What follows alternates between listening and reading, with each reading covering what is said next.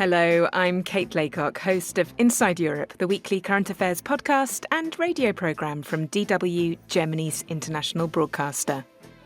This week, we're taking a break from normal programming in order to make a space for grief. It does open something up, and you are able, I think, to imagine something different because it's no longer possible to deny that massive transformations are here. That's Sarah Jaffe, author of From the Ashes, Grief and Revolution in a World on Fire. She'll be my guest and guide this week as we explore what it might mean to look at global events through the lens of loss. If this is a topic that you find difficult, then do feel free to sit this episode out. For everyone else, welcome.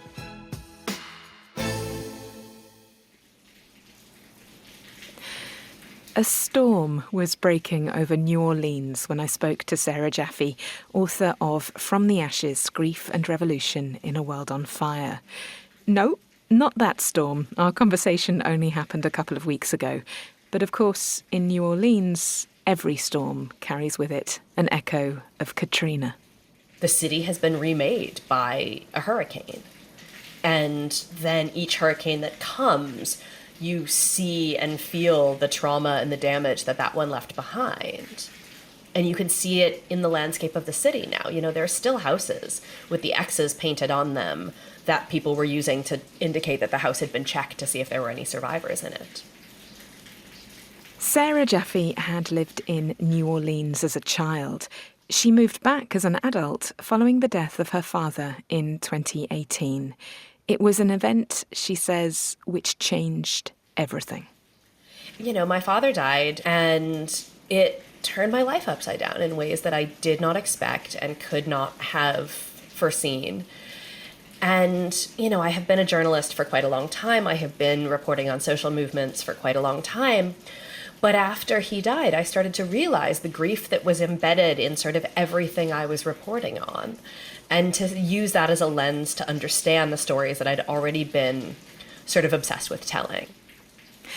Sarah's a journalist and author with a long-term interest in the politics of the streets and of the workplace. Before From the Ashes, her last book was called Work Won't Love You Back.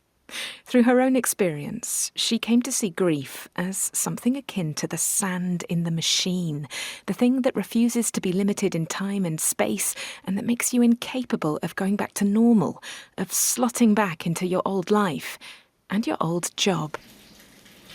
And all of that became much more visible to me because I was going through something that didn't let me put it down. That grief was so visceral, it was so physical, it was something that was like happening in my body. I couldn't sort of tune it out for the day to go about my day job and then pick it up again when I had time. And yet, when the COVID-19 pandemic hit, that was exactly what so many of us were expected to do. Not all of us, of course, because, as Sarah points out, the pandemic was experienced very differently by different categories of people. Those in jobs considered system relevant who had to keep working, those who lost their jobs, and those who were able to work from home. The people who were experiencing the pandemic, the people who died, the people who got sick, the people who were taking care of the sick, were those in the first category of those who were still going to work. When I talk to doctors, nurses, hospital workers, healthcare workers, they were experiencing the pandemic in a much, much, much more intense way than the rest of us were. So the doctors and the nurses who were there, those are the only people who are there with people as they're dying. And that's just this, like, incredibly, again, just traumatic experience that so many of these workers are still carrying, and they're still just going to work. In From the Ashes, Sarah Jaffe explores the ways in which the COVID-19 pandemic lay bare the logic of whose lives were considered expendable. One of her key case studies is the Italian city of Bergamo, the epicentre of the pandemic in Europe. An industrial city powered by poorly paid workers, often with a migration background, working in factories and warehouses. A city which was considered too economically important to shut down. The haunting thing about that, right, was it being referred to by, I believe, one of the industrialists as this is one of the economic lungs of this country. And so it has to keep going. And I was like, right, but like the lungs of actual humans are stopping because we have to keep the economic lungs going. We'll be hearing more from Sarah Jaffe throughout the programme. But first, I want to take you to Bergamo itself. 5 years have passed since military vehicles drove through the streets, removing the bodies of the dead. Now, Bergamo is busy and indeed booming. But for many, the scars still remain, as we'll hear in this report from Angelo van Schaik. The monumental cemetery in Bergamo, and there's a special field where all the victims of the COVID pandemic are buried, and I read the dates of death. July 14th, 2020, July 15th, 2020, February 2nd, 2020, July 30th, 2020, August 6th, August 6th, August 7th, August 9th, August 13th. And these were the people who were, so to speak, lucky to find a spot on the cemetery, while many more were taken away from Bergamo and cremated and buried somewhere else. Like Consuelo, Locati's father. Ho visto mio papà l'ultima volta l'11 marzo e l'ho riabbracciato il 20 di aprile. The last time I saw my dad was on March 11th, and I embraced him again on April 20th in an urn. After my father died, I started to call all the crematoriums in different regions, and I found out he was taken to Florence. Mio papà era stato portato a Firenze. It's the early morning of March 18th, 2020, when a convoy of military vehicles take the first 73 bodies of COVID-19 victims away from Bergamo to be cremated in other Italian cities. The city's crematorium was working 24 hours a day, but couldn't handle the sheer volume of bodies. In the early weeks of March 2020, 60 to 70 Bergamaschi were dying of COVID-19 every single day. Giorgio Gori was the mayor at that time. I camion partirono di notte, con l'idea che di notte insomma sarebbero stati notati meno e che quindi non si sarebbe diffuso. The trucks left at night to avoid causing even more distress to the population, but they were seen by a Ryanair steward who lives on the street near the cemetery, who heard the sound of the engines, got out onto his terrace and filmed the trucks. He posted the video on social media and it went almost instantly viral.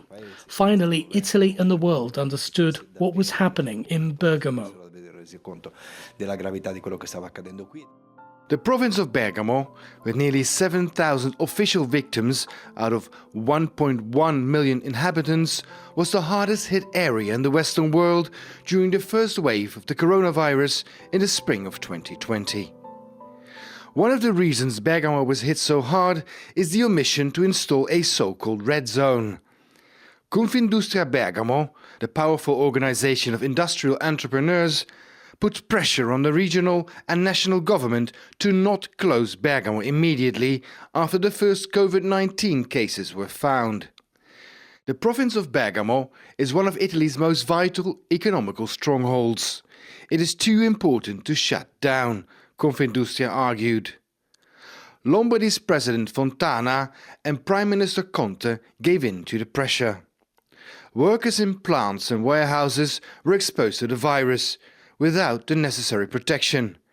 Many of them fell ill and died.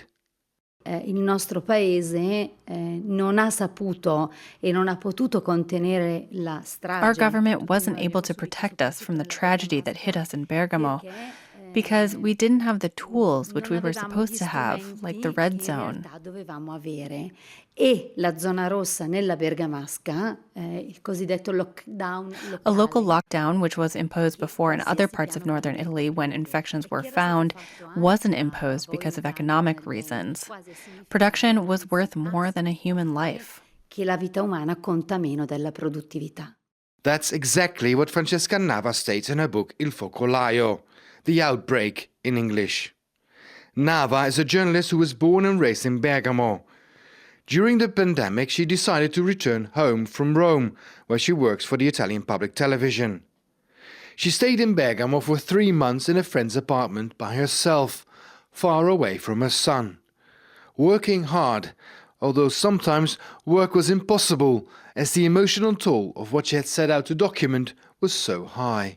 La bergamasca e i bergamaschi hanno pagato un prezzo altissimo. Bergamo has paid a high price. Only after the military trucks on March 18th, they decided to close everything, also the factories. Bergamo saved Italy, but I'm afraid those deaths were in vain. No lesson was learned. The Italian National Health Service is suffering from lack of investments. Che è in agonia. At the peak of the wave, more than 100 people per day died from the virus. Before the first trucks left the northern Italian city, the coffins were stored on 3 locations in Bergamo, one of which was the San Giuseppe Church in Seriate, just outside the city. Priest Mario Carminati recalls the enormous emotional impact.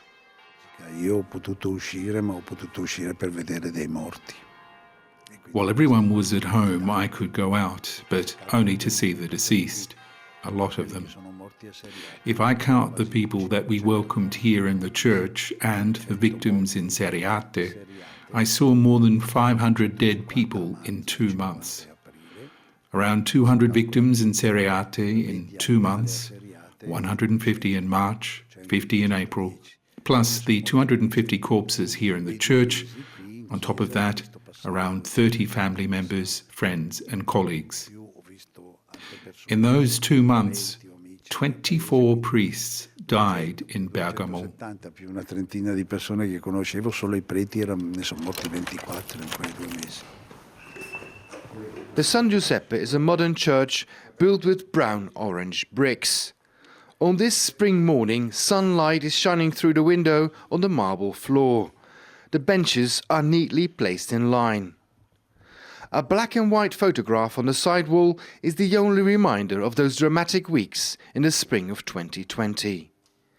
Of all the people he lost in that period, Don Carminati especially remembers one of his volunteers, who ended up in the intensive care of Bergamo's hospital. Era un sabato, mi ha telefonato un'infermiera dall'ospedale.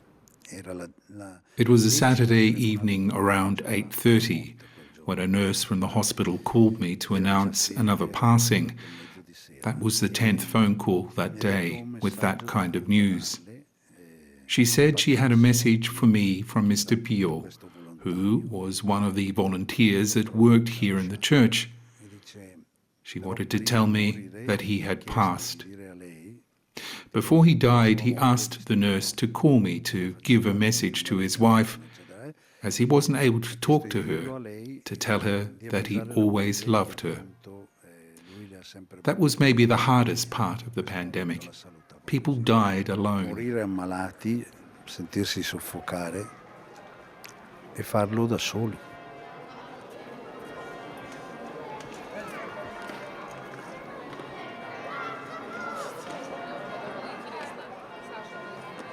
Walking through the streets of Bergamo's old city centre, it seems a prosperous and happy city. People are sitting on the terrace in the early spring sunshine, chatting and drinking coffee. Bergamo has bounced back from the pandemic, says ex-mayor Gori. E questo si è visto in tante espressioni. We've seen it in the economic figures. 2021 and 2022 were very good years economically. These are not the only parameters, but it says a lot about how the city reacted.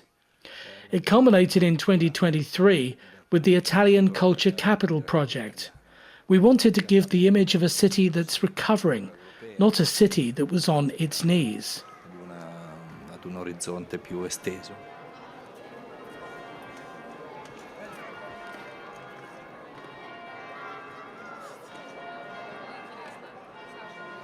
Tourism grew with 20% since the pandemic. Bergamo Airport has become the third largest in Italy, right after Rome and Milan.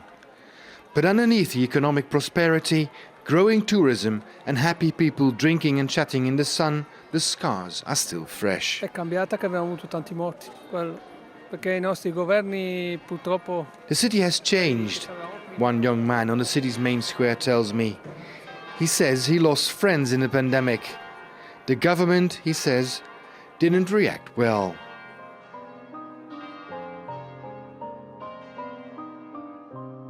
Almost every Bergamasco had been touched by the pandemic. So despite the bustling high streets and thriving street cafes, forgetting is difficult.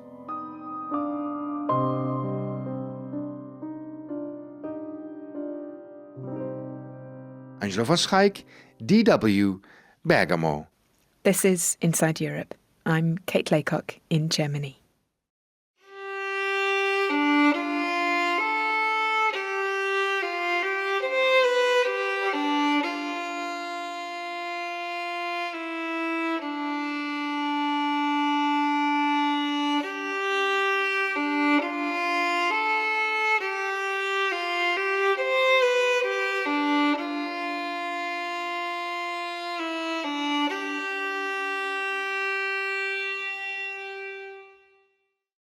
Bergamo may be booming, but the grief still remains. So what happens if it's not dealt with properly?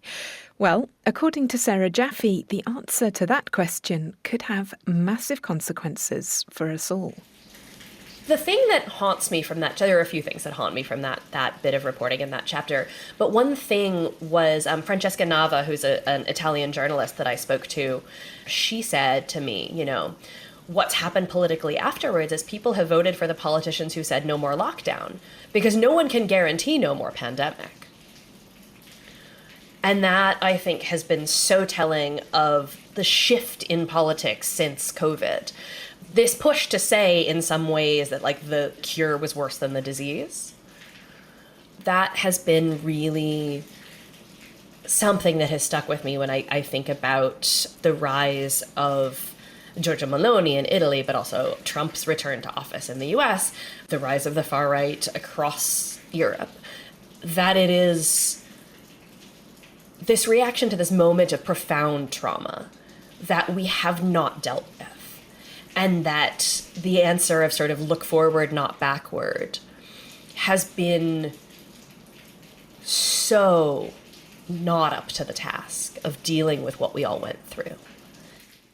We'll be coming back to this idea later in the programme when we'll be looking at the impacts of deindustrialization and the weaponization of grief in the form of nostalgia. If you're listening to the shorter version of this programme via one of our partner stations, then you will still be able to hear all of that via our podcast feed.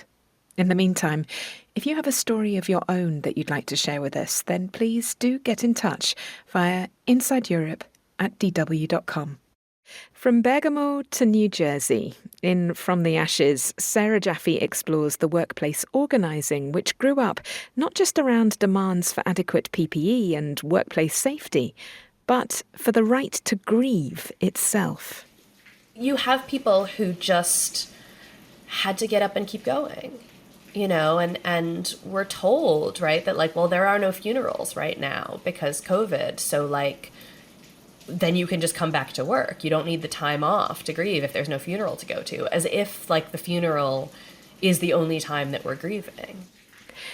In the USA, this intersected with the mass public outpourings of grief and anger at the death of George Floyd and of so many other victims of racialized police violence, many of whom died like COVID victims, saying, "I can't breathe."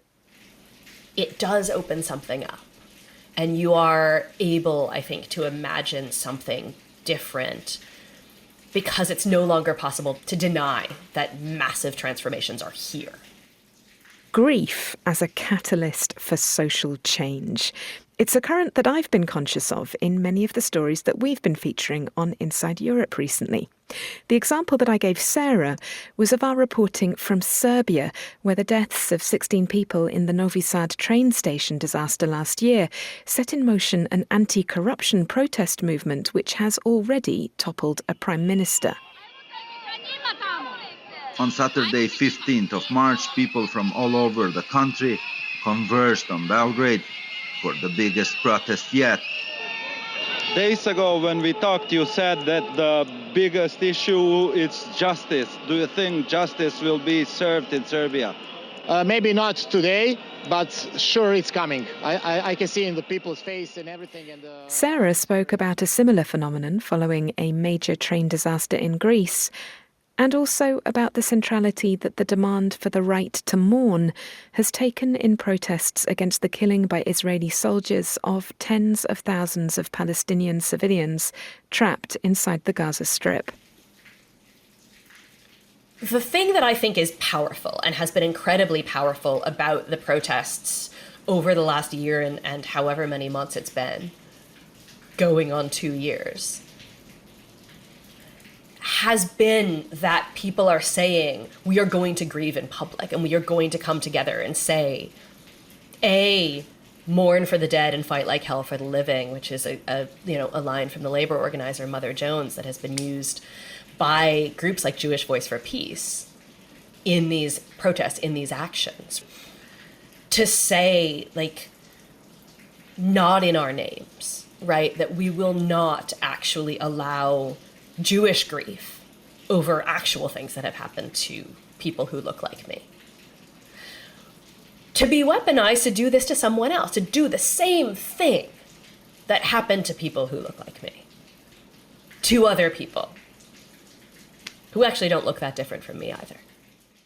Sarah, who is Jewish, believes passionately in the universalism of grief. The way that I took never again was to mean never again for anyone. And that means that I grieve for mothers and fathers and children in Gaza as much as I do for people who look like me, right? It is not good enough to say that I should identify with the state of Israel because it was founded by people who look like me.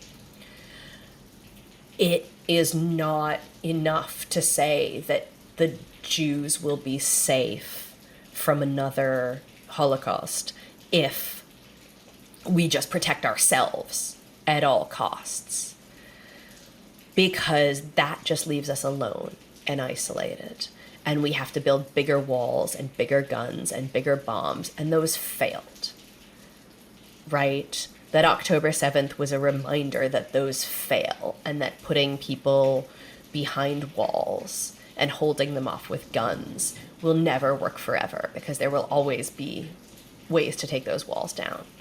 We will not be safe behind walls, whether it's Trump's border wall or the separation walls in Gaza. That we will only be safe if we recognize that everyone has to be safe. It's been argued that grief is the only human experience that will be shared by everyone. At some point or another, grief is coming for us all. There is, Sarah believes, radical potential in that fact. And on a heating planet, where collective experiences of loss are touching ever more of us, grief might just emerge as the biggest force for social change that we have. I'm Kate Laycock in Germany. You're listening to Inside Europe. I'm Carolyn Beeler. And I'm Marco Werman. We're With the World, Public Radio's leading global news program. We cover the biggest news events developing every day and give you the context you need to make sense of them. And Carolyn, I also like our smaller stories, tales of discovery and human kindness, things that make us laugh. Stories that kind of shrink our world and make us feel more connected. Subscribe and listen every weekday to The World. Hi, I'm Jamie Poisson, and I host CBC's daily news podcast, Front Burner. Every weekday, we set out to have a conversation about the biggest global issues that you want to know more about, from politics to culture to online stuff. We spend a lot of time on the show thinking about the best ways to have those conversations and searching for the smartest people to have them with. That's it. That's The Cell. I hope you'll tune in.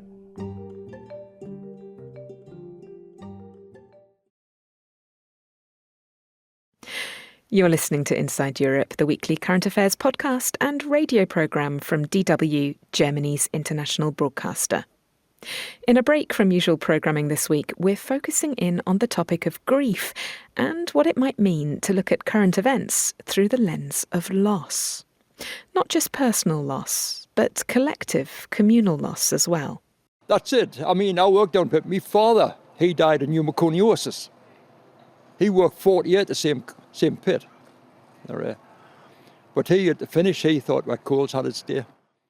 Because of the dangerous nature of the work, mining communities have traditionally been no stranger to grief.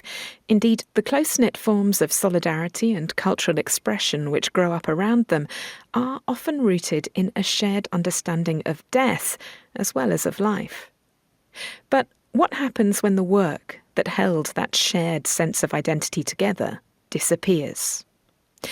In the 1700s, Britain provided 85% of the world's coal. But now, finally, the journey is over. In October 2024, the last coal power station shut down as the UK pivots towards renewable energy. It's a change that has to happen, but at what cost and to whom? In this specially commissioned feature, environmental journalist Dan Ashby takes us on a journey deep into what is arguably the most significant industrial change of our lifetimes. It's a working man I am, and I've been down underground, and I swear to God if I ever see the sun, or for any length... Deep in the Welsh valleys, a group of gentlemen are singing their hearts out. It's a working man I am, and I've been down underground. This is not a theatre school. Instead, these men learn to sing down a mine. Male choirs like the Maesteg Gleeman are part of tradition here in Wales. But in this quiet working men's club, between beers and fizzy pop, you'll find a sadness behind the music and a warning for the rest of Europe. The pits are finished, the finance is gone, and the brass bands are gone, aren't they? We used to look in this, you'd walk up not far from the street and look at 3 pit head gears. The wheels turning on 3 pits, 700, 1,000 working there, 800 working there. Where's all those jobs gone? Where are all those jobs gone? And they finally closed the hole. How does Europe rid itself of coal in a fair way? Britain has already done it and bears the scars on its back. So what can Europe learn from our mistakes? Here we go, road to Aberdare, getting higher, higher and higher and higher. In this documentary, I'm travelling the UK to find out. And from Welsh choirs to English towns, everywhere I go, I see the marks of that story. Cliffs going up and road upon road of miners' cottages. Hundreds of years ago, Britain provided 85% of the world's coal. It's no stretch to say coal built the Industrial Revolution. So I'm driving back in time to understand what we've lost.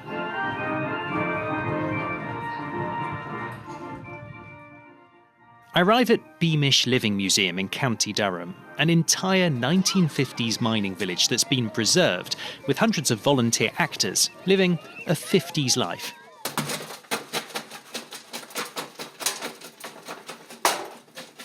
But pop in to the miners' cottages and you'll find a roaring coal fireplace. It feels lovely and traditional, doesn't it? Yes.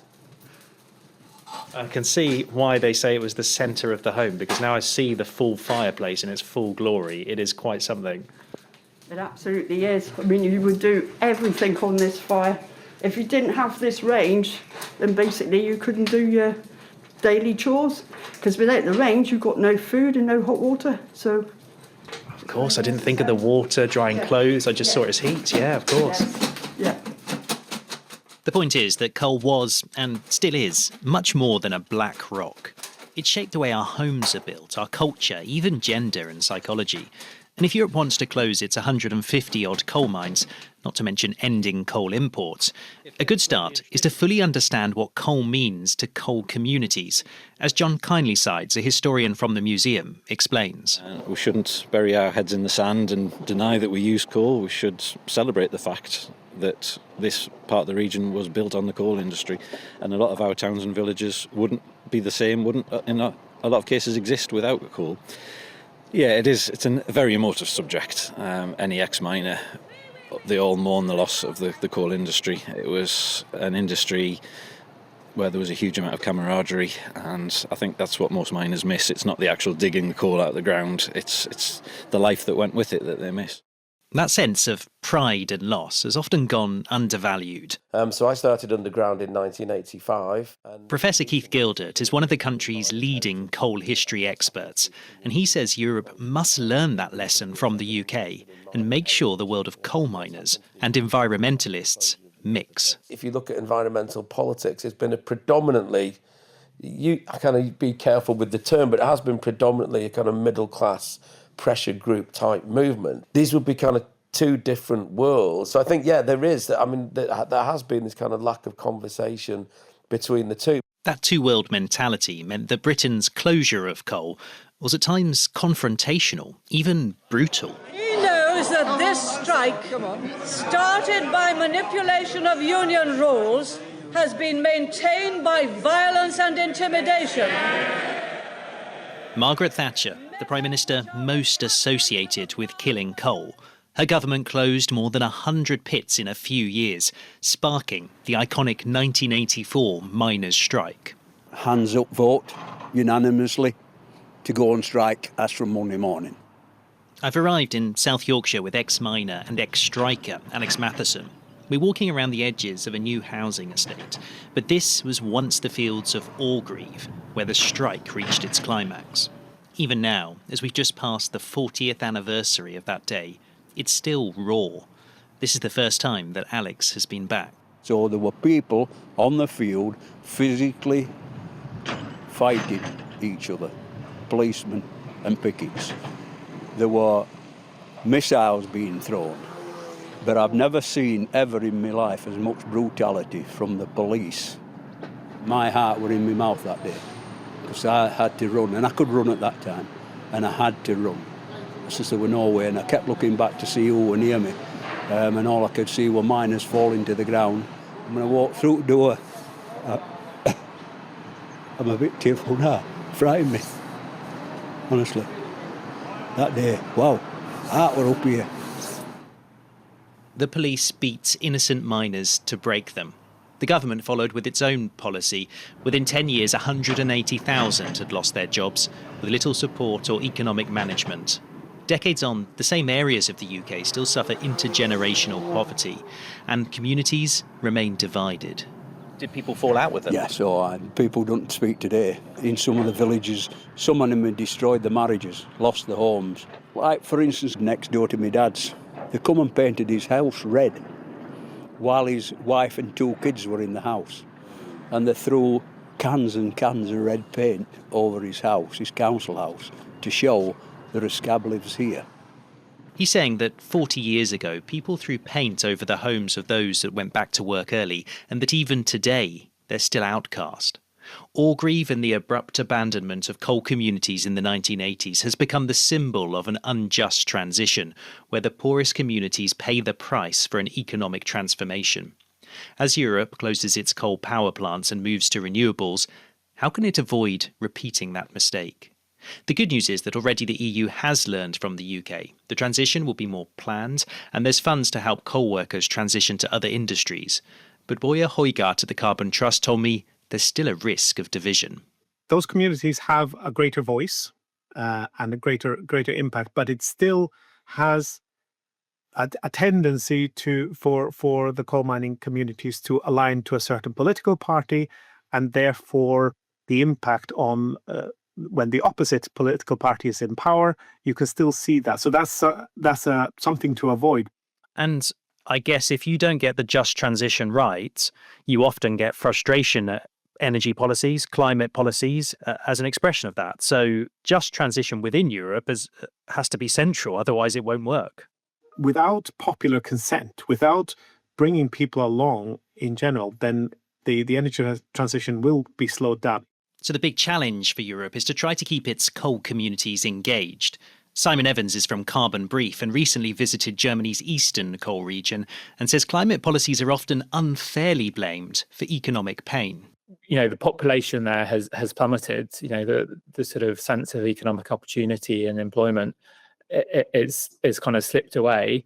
People just have left simply because there are no jobs, there's no opportunities. And that's actually really nothing to do with climate policy. It's nothing to do with the transition away from coal. It's just part of a wider shift that's been happening for entirely different reasons. There are some answers that Europe can find in the UK to all these difficult problems, not least in how the UK managed coal's decline from the noughties on. And that came down to setting a deadline and having a vision. We're now standing in my office looking out across... That's Graham Miller, the former council leader of the British city of Sunderland, showing off the view from the council building. It's a great spot. You can see the whole city. Over there where you can see the wind turbines, that is Nissan, and that is where the microgrid is going to go. So we're going to see a massive increase in the number of wind turbines and, of course, the solar panels which will be on the ground, giving Nissan and Envision. Sunderland was built on coal and shipyards, but it's been voted one of the top cities in the world for climate ambition. That's in part because the UK legislated to phase out coal and subsidise the renewables market. Now Sunderland is planning to make its own electricity from wind and solar panels and to be carbon neutral by 2040. But what you can see across to my right is the 3 Gen 2 tower blocks that are now using heat-sourced water to heat those buildings rather than having gas boilers in them. If you can see cranes, you're doing things. That's what people expect. He believes that going green will bring money and jobs into Sunderland. And actually, being built on mines, because of all the water they hold, is an important part of the plan. The water down there, if the ground conditions are right, it's about 68, 70 degrees, which is absolutely brilliant for heating houses and keeping everybody warm with a good source of hot water. And on the issue of taking the community with you, have a listen to whether the people of Sunderland want to go back to the Black Rock. No, not in 100 years. Dirty, terrible working conditions, dangerous, not paid anything like enough. Why would we want men and women to be doing that as a job now in the 21st century? The time for coal, in my opinion, has been. It gave us the Industrial Revolution, and we must thank that because it put Britain at the top of the pile regarding world powers at that time. But we're now talking 100 years ago. Right? We've now got the ability to have energy through other things. What Sunderland needs to discover... And yet, even with models like Sunderland and the UK, Europe has its work cut out. 25 countries will have phased out coal by 2030, but another 12 either won't make that deadline or, in countries like Poland, haven't got a full plan to phase it out yet. Even Germany, seen as an environmental leader, says it'll phase out coal only by 2038. The re-election of Donald Trump and the rise of the far right in Europe have both made speeding up coal's demise much trickier. And as I left Sunderland, I didn't have to travel far to find ex-miners who are already rallying against climate progress. The dinosaurs were wiped out by? A meteorite. Which did what?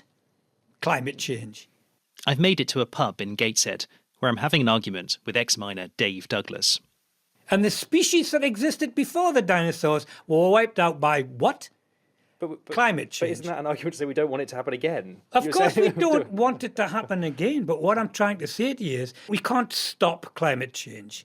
There can't be any rational debate with anybody on the subject of climate change if people think they can stop climate change. Well, we could stop man-made climate change, surely, because that's self-evidently true. We could if we all committed mass suicide. We could stop man-made climate change if we don't contribute anything at all. But to think you can run away from the greatest source of power in the world, we're not going to stop using fossil fuels. Let me say to Greta, how dare you take away the future of people who've gotten out when you live in a very comfortable living room in Sweden with a professional mum and dad. The argument went on long into the evening, until I left, exhausted. Despite that, people like Dave are still in the minority. Unlike in the US over the past 30 years, the UK has cultivated that rarest of political things, a consensus. It is fragile and complicated and sometimes contested, but most people now agree coal is better left underground. And if you need any better illustration of why, then perhaps it's time to go underground yourself. And so keep your hats on and mind your heads. So we're walking into what was once a working drift mine, and I'm not very tall and I'm having to duck here. In the northeast of England, ex-miner Eric Foster shows me the ropes by leading me into a dark, dank, huge drift mine, the weight of a hillside above us. And this would have been loud, dirty, noisy, wet. Wet. The machine itself is 10 times louder than a normal road digger. Wow, and that's all day? That's all day, 8 hours a day with that machine. If you're working in there, you'll be working in there for 8 hours, lying down. In a hole that size? So that size. That there. 18 inches, I mean, that's it's 18 inches. Sometimes you might get less than 18 inches. It's barely bigger than a cereal box, if you can imagine that. I've got a scar, actually, on my brow, where I hit myself with a shovel. Coal has stuck to you through your life. Stuck me. You can't get rid of it. Can't get away from it. I was from a coal mining family. Yeah. When we went to school, if your father didn't work in a coal mine, there was something the matter with him. Yeah. You know, that's what it used to be like. And to think that so many British people's lives played out in places like this. Between 1870 and 1950, in the UK, there was 96,000 men killed underground. We emerge back into the light to make sense of that. And now here we are, end of coal, really. There's no big coal mines left in the UK. We know the environmental legacy, but it's also had a big cultural, economic impact on our country. How should we remember it? Should we be glad that it's gone, or? Well, personally, me being an ex-coal miner, coal's had its day. It's finished. We can just remember it. Kids don't know what coal is. They've never seen coal before. Yeah. But should we be glad that it's gone? Personally, yes. Wow, you're the first ex-miner who's told me that. That's it. I mean, I worked down pit. My father, he died of pneumoconiosis. He worked 40 years at the same pit. But he, at the finish, he thought, well, coal's had its day.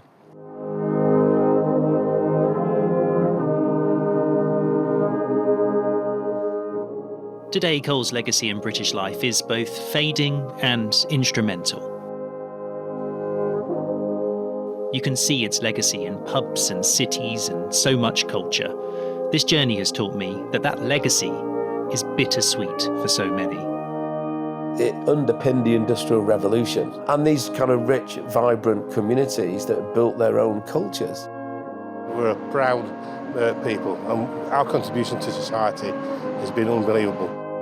We clawed for coal. We built this country around coal, you mean?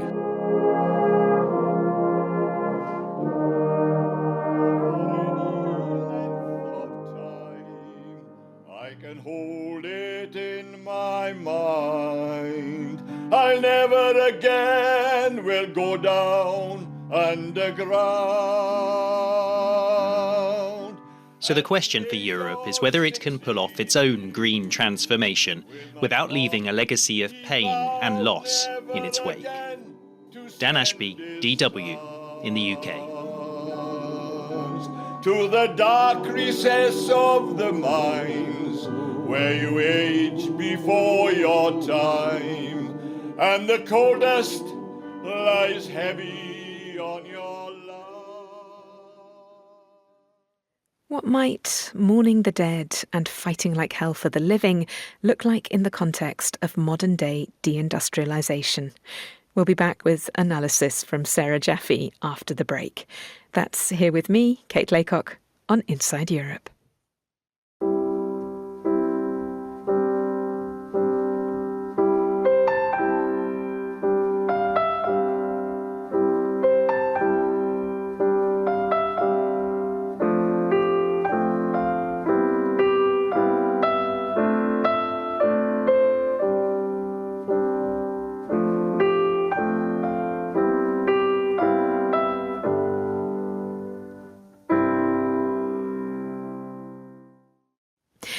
If you've tuned into Fox News lately, then you are sure to have encountered the idea that deindustrialization is directly linked to a supposed loss of masculinity, or at least masculine purpose and dignity. And you'll hear voices in the UK making the same argument, and not just on the right of the political spectrum. When for so long we sort of tell people that the thing that makes you a man is you do hard work and you don't complain about it and you don't talk about your feelings at all, maybe, right? You just go to work and you do your job and you bring home the paycheck and you support your family. And now you can't do any of those things because the job is gone. The job you have in place of it is not that kind of work and it doesn't support your family. All of these sort of bricks in the wall of what it takes to be a man, and particularly a working class man, that's gone. And again, sort of like the people are voting for who said no more lockdown because they can't say no more pandemic. They are voting for people who are saying we are going to restore gender roles. Trump's first executive order was men are men and women are women. The thing that nobody's offering is good jobs, right? Donald Trump is literally trying to dismantle union rights in the US. Union rights were what made those jobs decent in the first place. They are literally making jobs worse, but promising that they will bring back gender by executive order. Bring back traditional gender roles, bring back the combustion engine, bring back manufacturing. Somehow these things have all become confused in public discourse, and that's on both sides of the Atlantic. It's a phenomenon that has got Sarah Jaffe thinking of Sigmund Freud's essay on mourning and melancholia.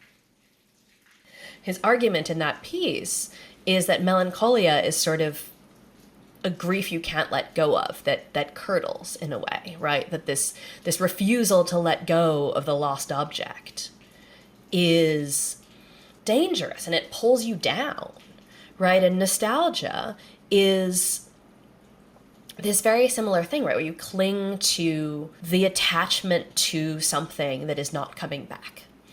And the increasingly sort of panicked and violent attempts to restore something that is not coming back.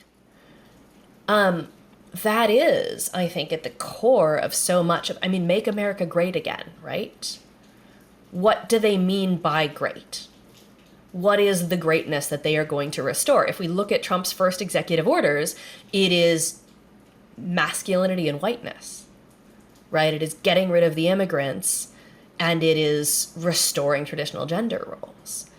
It is a profoundly sort of backward-looking idea that is what we need to restore by having borders and deporting people and insisting that men are men and wiping out, DEI, which is the new whatever, diversity, equity, and inclusion, right? That sense of, of sort of cleansing, frankly, to a view of something that was the way we never were, and B, even if it was, that way of being set the planet on fire. So what's the alternative? Presumably a just transition, a pivot towards greener, more future-facing industries, which puts the need for decent jobs in the local community at its heart, has to be a big part of it. But, as anyone who has ever experienced deep loss will tell you, before you can move on and remake your life into something new, you first have to allow yourself and be allowed by others to grieve. In Mourning and Melancholia, Freud is arguing that the work of mourning is sort of to systematically detach yourself from all of these memories. And I was like, but that's not what's happening at all. Rather, I'm grappling for a future that I can't imagine. And often, Sarah believes, that future is to be glimpsed in the relationships that develop when we come together to express our shared pain. This is what happened in the UK during the miners' strike in the 1980s, when a group of London-based LGBTQ activists turned up in a mining village in Wales to offer their support and their recognition of the parallels with their own experience of police brutality and media stigmatisation. It's a story that you might recognise if you've seen the movie Pride. I think everybody should watch. It's incredible. It will just make you feel good about the world. Even though the miners lost, right? They were facing something that actually, federal workers who are facing Donald Trump right now are facing, which is it's very hard to win a strike when what your opponent wants is to fire you. And, some of the people who were involved in Lesbians and Gays Support the Miners were from mining communities, right? They were from industrial communities. Michael, who I spoke to from LGSM, right? He was from the north of England. He was from an industrial area. This was not just parallels. These were their communities in some ways. And they had left those communities because there was no place for them there. But that solidarity, and again, it was material, right? They started out just, taking buckets and wandering around London and collecting money for the miners. And then they reached out and they found a particular miners, union branch in Wales that would take their donations, and they went there and they said, we don't want to just send you money from afar. We want to show up. We want to be in real connection with these people. And the movie ends with the fact that the miners' union was the first major union in Britain to come out and support LGBT rights, right? And to say this community showed up for us. They taught us stuff about ourselves that we didn't even really know, that changed the way this entire union understood gender, right? The questions of deindustrialization are so often around masculinity. And I found it really, really interesting to talk to people who had just had their ideas of what, masculinity and relationships and care looked like changed by this exchange between these two groups of people. As my conversation with Sarah Jaffe draws to a close, I'm reminded of a line which I think comes from Rebecca Solnit, another US author whose thinking has been profoundly influenced by the experience of New Orleans in the aftermath of Hurricane Katrina. When things fall apart, we fall together. The relationships that I have in my life now are deeper and more profound and more trusting, and that's occasionally terrifying to me, that these people who love me have seen so much of my vulnerability. It's been terrifying to me, as I said at the beginning, to be this vulnerable talking about this book. But it's also been just a tremendous gift to imagine that we can keep expanding this outward, that we can keep taking care of each other, that this could be the way we think about the world, rather than dog eat dog, every man for himself. Sarah, I think the rain has stopped. I think it has. Thank you so much for talking to me. Yeah, thank you. This has been great. My thanks to Sarah Jaffe, author of From the Ashes, Grief and Revolution in a World on Fire, for being my guide during this Inside Europe special on grief and what it might mean to look at current events through the lens of loss. Thanks also to Angelo van Schaik and Dan Ashby for their contributions from Bergamo and former UK mining districts, respectively. If you have any thoughts or experiences that you would like to share on the ideas that we've been exploring in this programme, then please do get in touch via insideeurope@dw.com. And if you need support, then please do reach out to the relevant organisations in your own country, or even just a friend. Our producer this week was Sam Baker, and our sound engineer was Gerd Georgi, with additional support from Christian Steter. Inside Europe is brought to you by DW in Bonn.